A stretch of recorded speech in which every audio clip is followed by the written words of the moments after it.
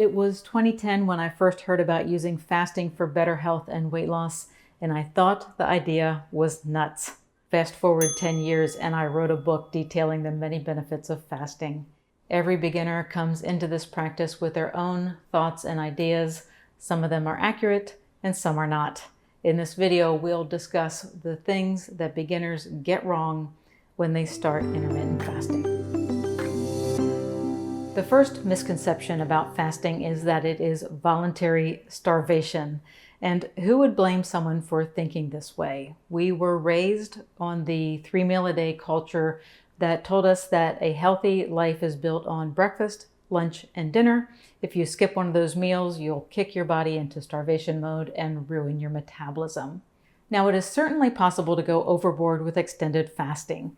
However, a fast that simply shortens your daily eating window is viewed by your body as a welcomed break from the energy-demanding process of digesting food. This rest period provides your body the time it needs to tend to general housekeeping tasks and restock substances needed for maintaining and repairing your body. To best understand the restorative nature of a fast, think of fasting as a restaurant after hours. When the restaurant is full of customers, the workers are busy serving food and there's no time to clean up or restock the shelves.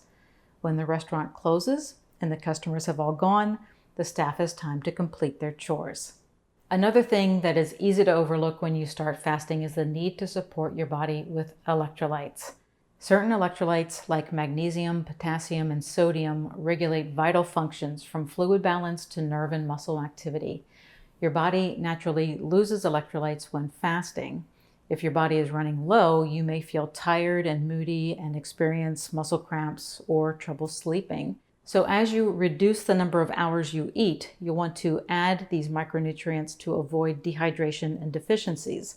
This is done by drinking high-quality bone broth, eating mineral-rich foods like leafy greens, nuts, and seeds, or by taking an electrolyte supplement like LMNT.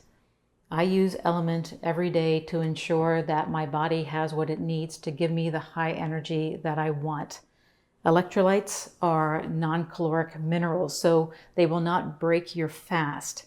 LMNT comes in a raw, unflavored packet that contains nothing but electrolytes, as well as flavored packets.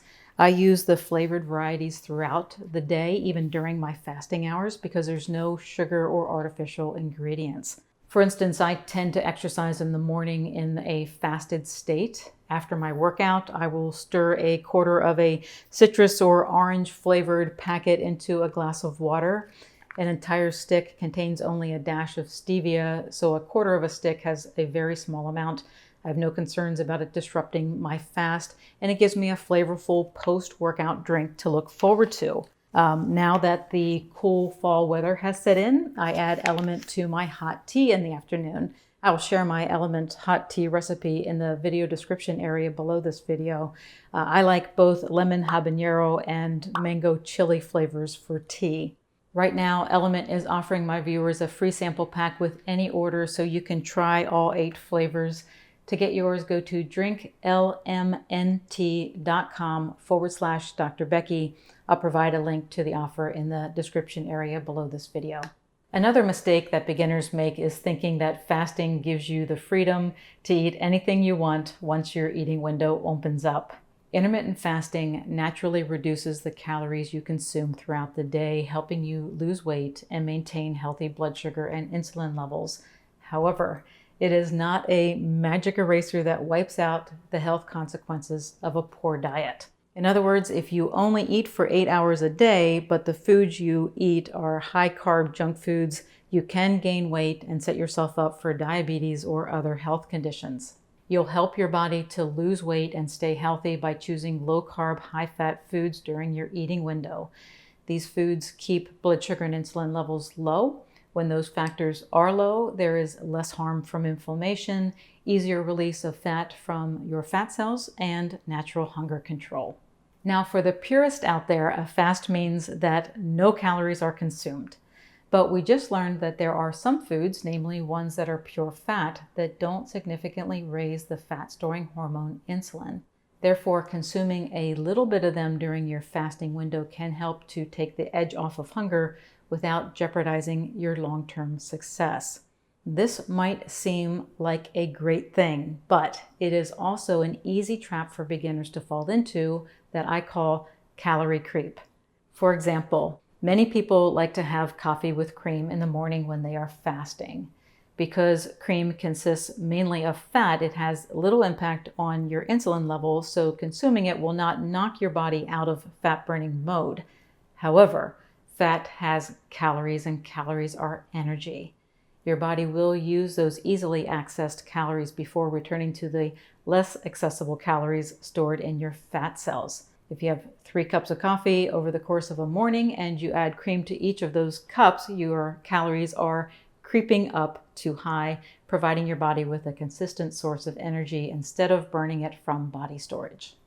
Now, many people are drawn to fasting for the weight loss benefit, and it has proven to be an effective tool for achieving that goal. Knowing this fact can make you determined to jump in with both feet and try a full day of fasting right out of the gate. However, this too much, too soon approach will leave you feeling anxious and battling hunger. If you are new to fasting, you'll be happiest with your experience if you start with 12-12 fasting, meaning that you split your day down the middle with a 12-hour eating window and a 12-hour fasting period. When you feel comfortable at that level, you can shorten your eating window to 8 hours, which is where the weight loss and health benefits really start to show. Another common misconception of fasting is that it is an unhealthy practice. In fact, if you tell someone that you're thinking about fasting, they may give you a sideways look. Now, we've touched on ways that fasting can be done wrong. However, when done properly, your body views periods of fasting as good stress. When you lift weights at the gym, you put stress on your muscles. Your muscles respond to this good stress by getting stronger. Your body undergoes a similar stress strengthening reaction when you fast. This positive stress reaction is referred to as hormesis, which is a term that more or less means what doesn't kill you makes you stronger. Hormesis triggers a host of adaptive responses that protect your cells, repair damage, and strengthen metabolic pathways and processes. The bottom line is that fasting is not starvation, and it's not a free pass to eat whatever you want. But when you give your body time to adapt to fasting, give it the electrolytes it needs to feel good, and avoid calorie creep, you'll find that it is a valuable tool for weight loss and better health. Thanks for watching, and thank you to LMNT for their high standards and for sponsoring this video. To get a free sample pack with any purchase, go to drinklmnt.com/Dr. Becky or follow the link in the description area. Have a great rest of your day.